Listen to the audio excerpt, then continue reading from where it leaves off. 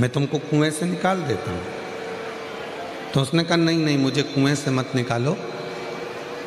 मैंने किसी के प्रवचन में सुना था कि जब कोई व्यक्ति नीचे गिरता है तो उसको शिव अपनी गोदी में झेल लेते हैं।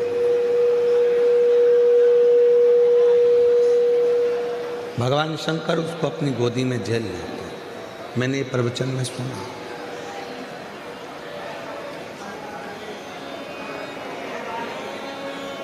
इसलिए मुझे निकालो मत ही। उस व्यक्ति ने कहा कि क्या तूने प्रवचन में ऐसा सुना था? हाँ, ऐसा ही सुना था। अब उसने कहा जब इतनी सी बात के पीछे अगर मुझे बाबा भोलेनाथ जी का दर्शन हो रहा है तो फिर दिक्कत क्या है? उसने रस्सी ढूंढी, रस्सी मिली नहीं और बड़ के पेड़ की डालियों को बांधकर वो कुएं में कूद गया।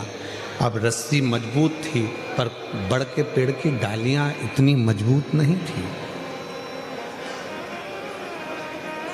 बट वृक्ष की डालियां इतनी मजबूत नहीं थी। वो टूटने लगी और टूटने लगी तो वो जमीन जैसे ही टूटकर वो कुएं में गिरने लगा और गिरते ही भगवान भोलेनाथ ने उसको अपने हाथों में झेल लिया, उसको अपनी गोदी में झेल लिया। जो रस्सी से लटका हुआ था, रस्सी से बंधा हुआ लटका हुआ है, और वो व्यक्ति जो रस्सी से 4 दिन से 5 दिन से लटका है वो कह रहा है कि भोले बाबा मैं तो 4-5 दिन से लटका हुआ हूँ, आप मुझे नहीं झेले? भगवान ने कहा कि तेरे मन में विश्वास नहीं है, भरोसा नहीं है, इसलिए तुझे ईश्वर नहीं झेल सकता। जहाँ भरोसा होता है, जहाँ विश्वास होता है, वहाँ ईश्वर होता है।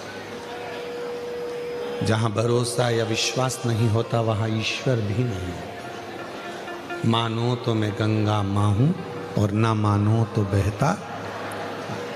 मान लिया वो गंगा जी, ना माना तो बहता हुआ पानी तो है ही, वो बह रहा है, चल रहा।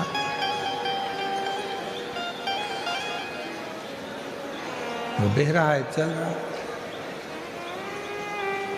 शिव विश्वास की एक मूर्ति है, भगवान शंकर भरोसे की एक मूर्ति है। आप अपने गले में रुद्राक्ष पहनते हो? हाथ उठाओ जरा, कितने लोगों ने पहने हैं? रखो रखो, पहनना चाहिए। क्यों? किसी पुराण में किसी देवता ने वचन नहीं दिया, किसी देवता ने किसी पुराण में वचन नहीं दिया। केवल एक पुराण है, शिव महापुराण, जिसमें शंकर भगवान पार्वती को वचन दे रहे हैं।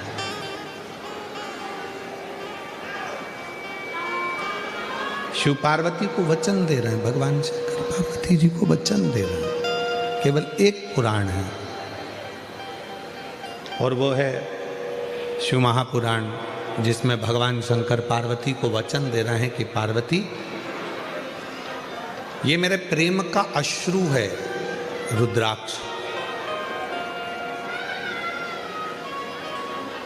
तूने जब मेरे नेत्रों का स्पर्श किया और उन नेत्रों का स्पर्श करने से जो बिंदु पृथ्वी पर गिरा, उसके गिरने से ये रुद्राक्ष का पौधा उत्पन्न हुआ।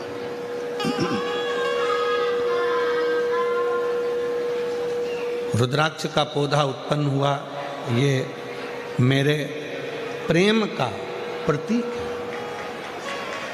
और दुनिया के लोग, अगर कोई संसार का मनुष्य मुझे ढूंढना चाहता है तो पार्वती, ये रुद्राक्ष मेरा खुद का एक स्वरूप है। जिसके पास रुद्राक्ष होता है, शिव पुराण में शंकर जी पार्वती को वचन देते हैं, उसके साथ मैं हमेशा हर पल हर घड़ी हर क्षण रहूं।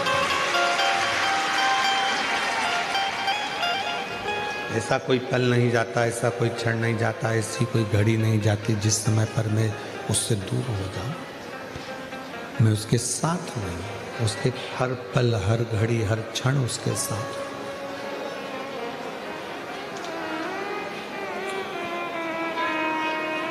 एक क्षण भी मैं उसका खाली नहीं जाने देता, हर क्षण में उसके साथ में। इसलिए शिव महापुराण की कथा कहती है कि अपने गले में रुद्राक्ष का होना बहुत जरूरी है।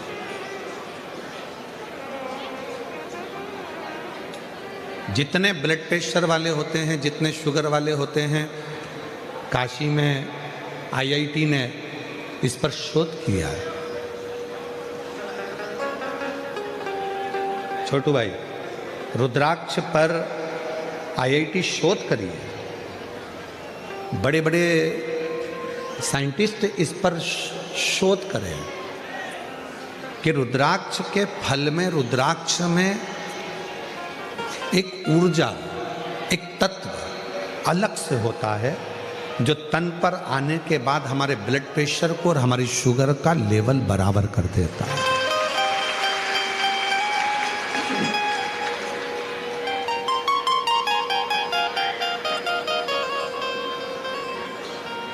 वो हमारे शुगर के लेवल को बराबर कर देता है, बराबर।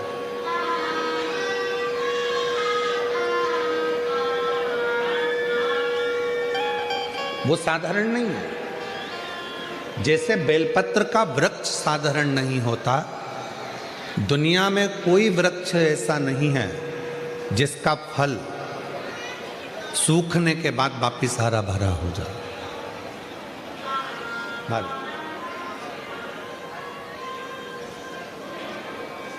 दुनिया में केवल एक बेलपत्री का वृक्ष ऐसा है जिसका बेल का फल बेल के पेड़ में लगा लगा यदि सूख भी जाता है तो सूखने के बाद बेल वृक्ष उसको वापिस ताजा कर देता है, हरा कर देता है और वापिस वो भर जाता है। केवल एक बेल का पेड़, बेल वृक्ष केवल ऐसा है जिसका फल पुनः वापिस ताजा हो जाता। अगर किसी ने फल को नहीं तोड़ा, वो फल लगा हुआ और उस फल को, लगे हुए फल को कोई नहीं तोड़ रहा है, तो वो फल लगा लगा लगा लगा लगा लगा वापिस ताजा हो जाएगा, वापिस निर्मल हो जाएगा।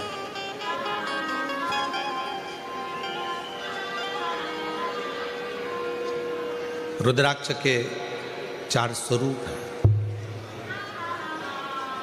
सफेद, लाल, पीला और श्याम।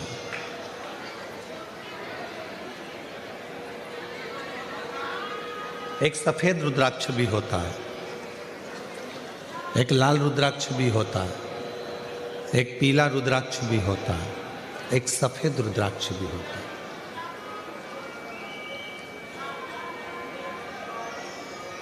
बाबा जी, एक कमल रुद्राक्ष भी होता है, एक शालिग्राम रुद्राक्ष भी होता है।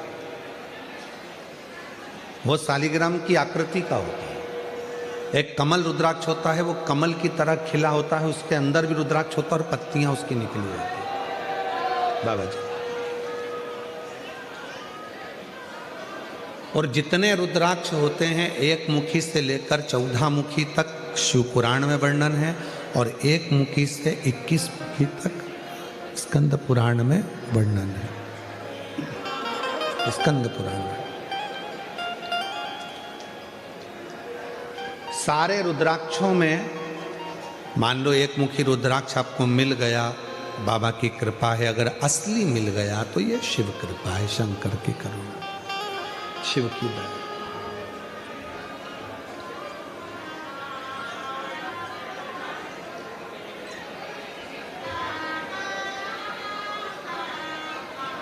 पर संपूर्ण रोग, संपूर्ण दुख, संपूर्ण तकलीफ, संपूर्ण बीमारी, संपूर्ण कष्ट, संपूर्ण समस्या का हल करने के लिए 2 रुद्राक्षों का महत्व कहा है।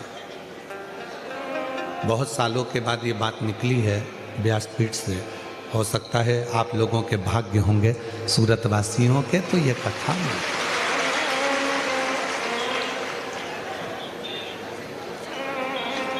2 रुद्राक्ष ऐसे होते हैं जो संपूर्ण बीमारी के लिए, रोग के लिए, तकलीफ के लिए, कष्ट के लिए, दुख के लिए निवारण का कार्य करता है।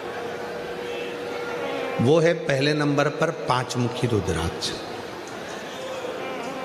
क्यों? शिव पंचानंद है। भगवान शंकर का एक मुख अघोर मुख है, अघोर मुख। अघोर मुख का मतलब है कि उनको क्रोध नहीं आता। अघोर मुख का मतलब है कि वो शांत स्वरूप हैं। कर्पूर घोरम करुणा तारम संसार सारम कर्पूर करुणा संसार सारम भुजगेन्द्र सदा हृदयारविन्दे भवं भवानी सहितं नमामि। जैसे आरती होने के बाद में कर्पूर गौरम जब हम गाते हैं और उसमें कपूर को अग्नि में डालते हैं, कपूर को अग्नि में दिया जाता है।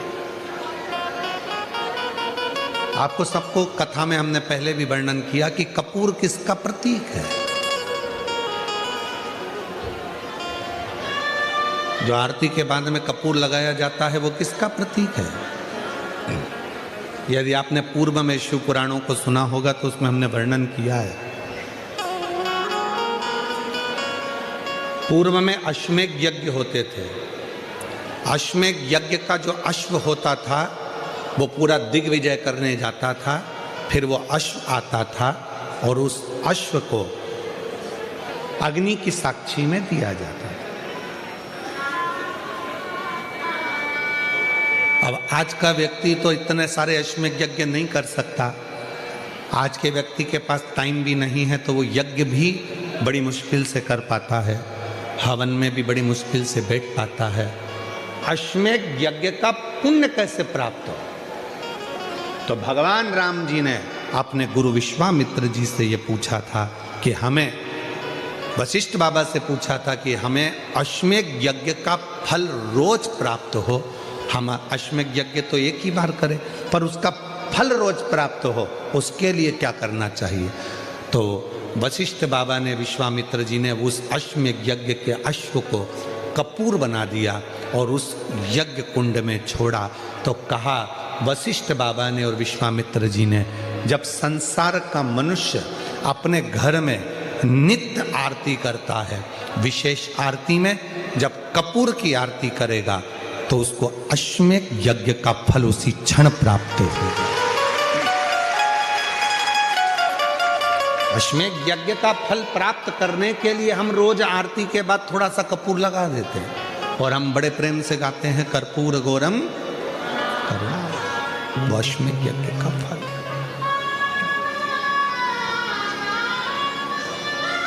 हमारे सनातन धर्म में जितनी भी चीजें होती हैं कोई साधारण नहीं है।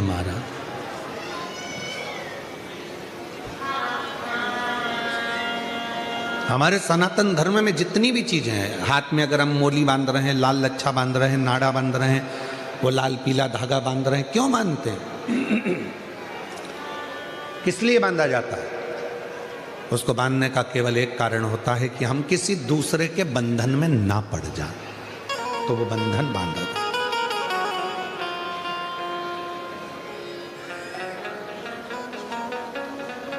हमारे सनातन धर्म में माताएं तिलक लगाती हैं, बिंदी लगाती हैं, मांग भरती हैं। ब्रह्मांड के मध्य बिंदु में एक सूर्य रेखा होती है। सूर्य रेखा,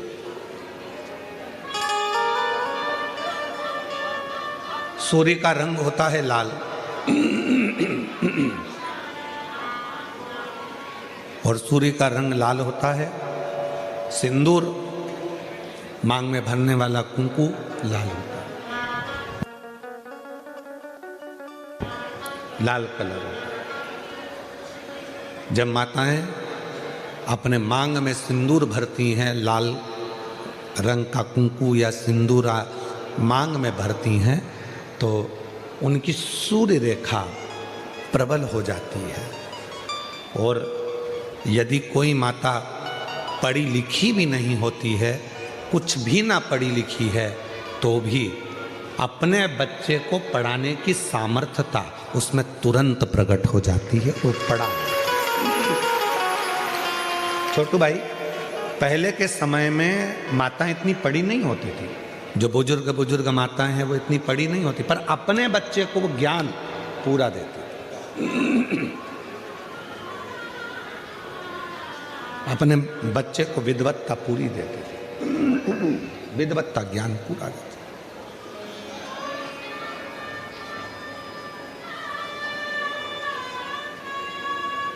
जितने भी सनातन धर्म के ये कार्य हैं, हाथ में मौली बांधना, मस्तक पर तिलक लगाना, मांग भर लेना, मंगल सूत्र धारण कर लेना, शादी के समय पर मंगल सूत्र गले में पहनाया जाता है। क्यों पहनाते हैं मंगल सूत्र? क्योंकि उस मंगल सूत्र में कुछ दाने काले होते हैं, कुछ दाने पीले होते हैं।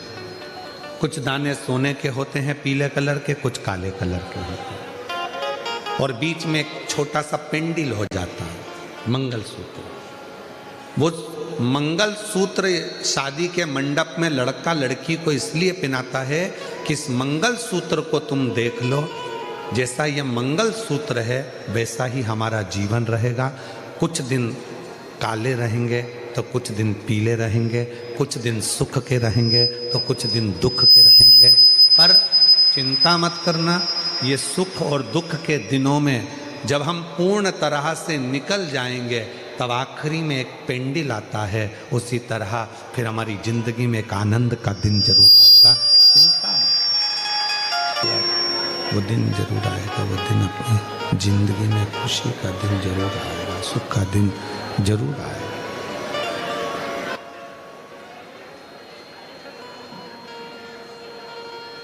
मंगलसूत्र हमें प्रेरणा दे रहा है। सुख और दुख आएंगे, जिंदगी है। कभी भी याद रखना, कोई महाराज तुमको मिल जाए और कह दे कि मैं तुम्हारी जिंदगी में दुख नहीं आने दूंगा, समझ लेना पक्का बेवकूफ बना रहा। तुमसे पैसे कमाना होंगे इसलिए वो कह रहा है कि तुम्हारी जिंदगी में दुख नहीं आने दो। भगवान राम जी की जिंदगी में दुख आया, इतने बड़े बड़े गुरु जी उनके थे। भगवान कृष्ण की जिंदगी में दुख आया, इतने बड़े बड़े गुरु जी उनकी जिंदगी में थे। माँ जानकी के पिताजी के यहाँ इतने बड़े बड़े गुरु जी थे, तो भी माँ जानकी की जिंदगी में दुख आया। तो कोई तुमसे कह दे कि मैं तुम्हारे जीवन में कभी तुम्हें दुख नहीं आने दूंगा, मैं तुम्हें ऐसी विद्या बता दूंगा कि तुम्हें तकलीफ नहीं आएगी, या मैं तुम्हारे को कहीं से गड़ा हुआ धन निकाल कर दे दूंगा, या मैं तुम्हारे लिए कोई ऐसा जादू फादू कर दूंगा, कहने में मत आना। आजकल बेवकूफ बनाने वाले बहुत घूम रहे हैं, इनके कहने में मत। अपना दुख अपने को काटना। अपने को छींक आई है, छींक आई तो पड़ोसी छींकेगा क्या? जम के बोलो, बच्चे छींकेंगे क्या? अपनी छींक अपन को छींकना। अपने को खांसी आई, अपने को खांसी। अभी हमारे गले में खराश आ रही थी और हम माइक बंद करके तुमको इशारे में बोले खराश लो, तो तुम्हारे खराशने से हमारा खराश बंद हो जाएगा क्या? अरे बोलो तो जम के, नहीं होगा। दुख तुम्हारा है। कबीरा बाबा ने कहा, गुरु की करनी गुरु भरेगा और चेले की करनी चेला। उड़ जाएगा हंस अकेला। आपके कर्म का भोग आपको भोगना। हम क्यों कहते हैं कि शंकर जी के मंदिर जाओ, एक लोटा जल चढ़ाओ, घर का प्रत्येक बच्चा शिव के मंदिर जाए? क्यों कहते हैं? क्योंकि उसके कर्म का भोग उसको भोगना है। आज से अगर वो मंदिर जाना चालू कर देगा, लोटा भर के जल चढ़ाना चालू कर देगा, तो उसकी जिंदगी वो अच्छी बनाना प्रारंभ कर देगा, उसका जीवन सार्थक बनाना प्रारंभ। इसलिए उसको स्वयं को मंदिर जाना, उसको स्वयं को मंदिर पहुंचना, उसको स्वयं जल चढ़ाने जाना, उसको स्वयं को भगवत का भजन करना। कई माताएं कह देती हैं कि गुरुजी मेरा बेटा पशुपति व्रत नहीं करेगा तो मैं कर लूं।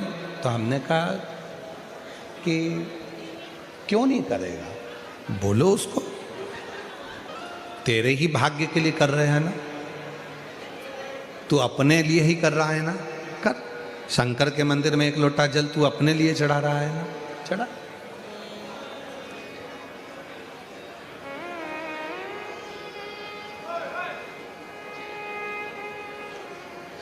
टच स्क्रीन मोबाइल चल सकता है,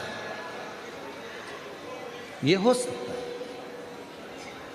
पर टच पुण्य नहीं हो सकता। पाप भी तुम्हारा है और पुण्य भी तुम्हारा।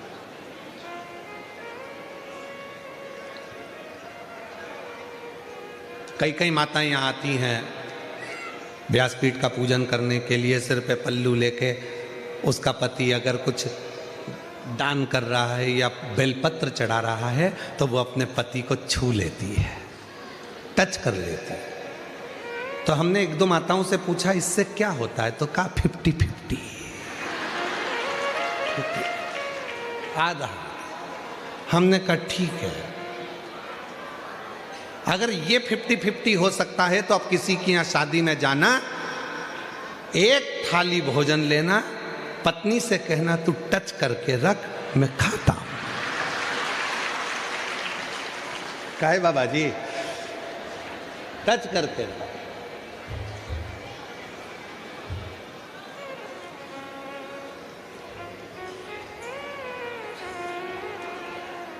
समोसा तुम खाओगे और पत्नी से कहो टच कर ले, स्वाद आया ना?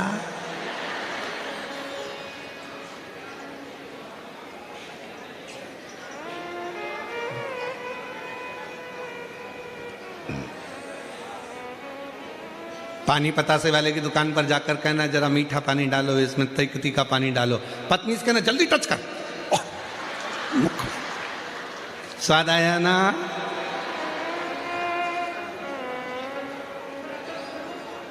पति खाएगा तो पति को स्वाद आएगा और पत्नी खाएगी तो पत्नी को। फिर ये सिस्टम कौन ने लगा दिया? ये सिस्टम लेकर कौन आया कि टच कर लो? यहां टच करने पे लोगों को जूते पड़ जाते हैं, और ये टच का सिस्टम ठीक नहीं है। कोरोना बीमारी इसी से फैली थी, तुम्हारे टच से। इस बीमारी से जरा संभल के रहना, ये वो बीमारी है, ये कहीं ना कहीं तुम्हें डुबो देगी। तुम सोचो कि मैं व्रत करूंगी उनको मिल जाएगा, वो करेंगे उनको मिल जाएगा, वो करेंगे उनको मिल जाएंगे। सारी समस्या का हल सबको चढ़ाना। बच्चे हैं, जाओ स्कूल से, स्कूल जाने के पहले एक लोटा जल लेकर जाओ, जाओ जाओ।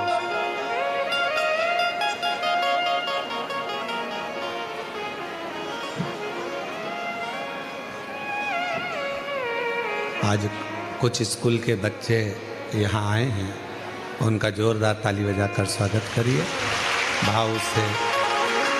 वो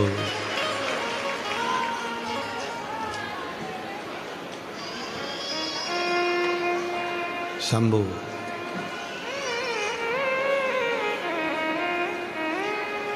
एक बार जोरदार ताली बजाओ इन सभी स्कूल बच्चों के लिए जो सुंदर प्रेरणा आनंद लेकर खड़े।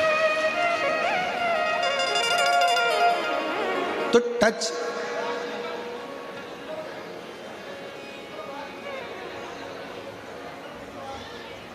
दान में, धर्म में, पुण्य में, संकीर्तन में, सत्संग में, भजन में, कीर्तन में स्वतः करिए, स्वयं का करिए।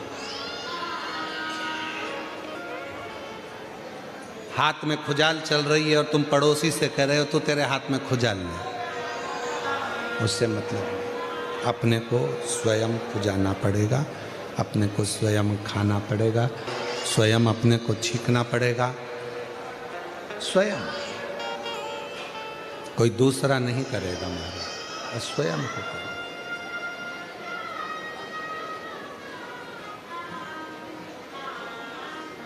और देख लिया संसार हमने, देख लिया मतलब के यार हमने देख लिया।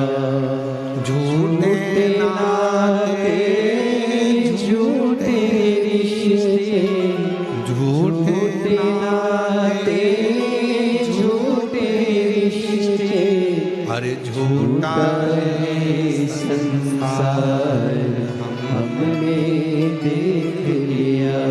सब मतलब के यार हमने देख लिया। देख लिया संसार हमने देख लिया। देख लिया संसार हमने देख लिया। छूने से अपना भजन अपने को स्वयं करना पड़ेगा, अपना संकीर्तन अपने को स्वयं करना पड़ेगा, अपनी अविरल भक्ति अपने को स्वयं धारण करना पड़ेगा, अपना स्मरण अपने को स्वयं करना पड़ेगा, कोई दूसरा नहीं करेगा। महाराज शंभो शंभो शंभो शंभो, दूसरा नहीं करेगा, अपने को स्वयं करना है, स्वयं। तो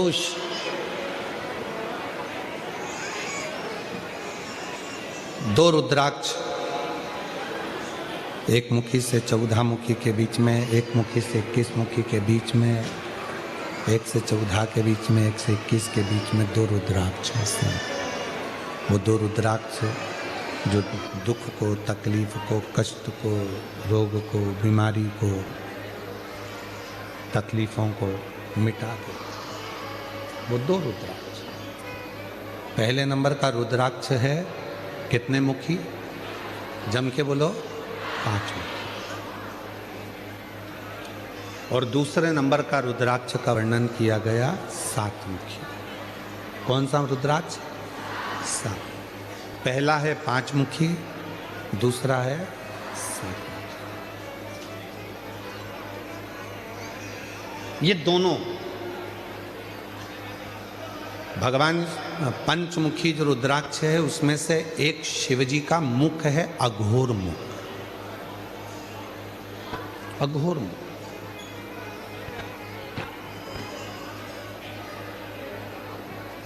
ये लोग कहते हैं अघोरी है, ये अघोर साधना करता है, ये अघोरी है। अघोरी का मतलब, अघोर का मतलब होता है कि किसी को कष्ट ना दे।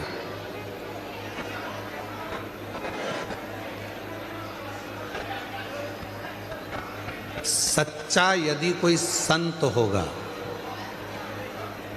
सच्चा यदि कोई गुरु होगा, सच्चा यदि कोई तपस्वी होगा, सच्चा यदि कोई संत होगा तो जिंदगी में कभी किसी को बद्दुआ नहीं देगा, कभी किसी को अपशब्द नहीं कहेगा, कभी किसी को ताना नहीं देगा, कभी किसी को गाली नहीं देगा, कभी आड़ा तेरा कहेगा ही नहीं, वो कभी किसी को अपशब्द नहीं कहेगा। सच्चा यदि है तो बाबा जी सच्चा।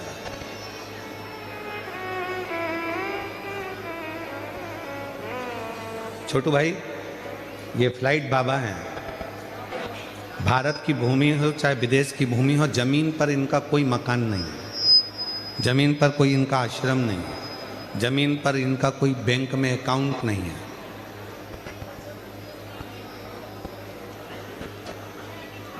24 घंटे से ज्यादा किसी नगर में रुकते नहीं, और एक देश में भी 24 घंटे ही रहते हैं, अगले देश में पहुंच जाते।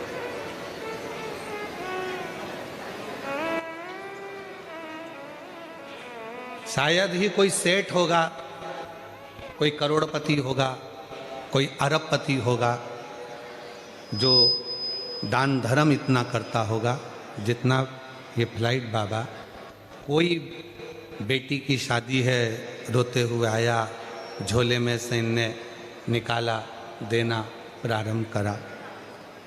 क्या कोई रकम, क्या कोई गहना, क्या कोई पैसा, कोई शिक्षा है, कोई चिकित्सा है, बाबा रहते फक्कड़ हैं। लोगों को लगेगा कुछ नहीं, पर वो कपड़े में ना जाने क्या रहता है कि बाबा की कृपा से सबको प्राप्त भी होता रहता है। बाबा पक्का है, कुछ नहीं है, पर इनका बड़ा प्रेम है कि वो यहाँ आते हैं, कथा में आशीर्वाद मिल जाता है, साधुता दर्शन हो जाता है। यही पुण्य था, यही पुण्य।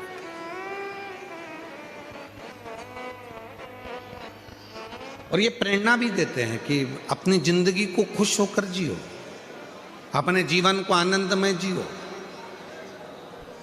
2 रुद्राक्ष हैं और वो 2 रुद्राक्ष में एक 5 मुखी एक 7 मुखी। 5 मुखी रुद्राक्ष में एक, ये 5 मुखी जो रुद्राक्ष होते हैं इसमें शंकर भगवान का एक अघोर मुख होता है, वो शांति का प्रतीक हो,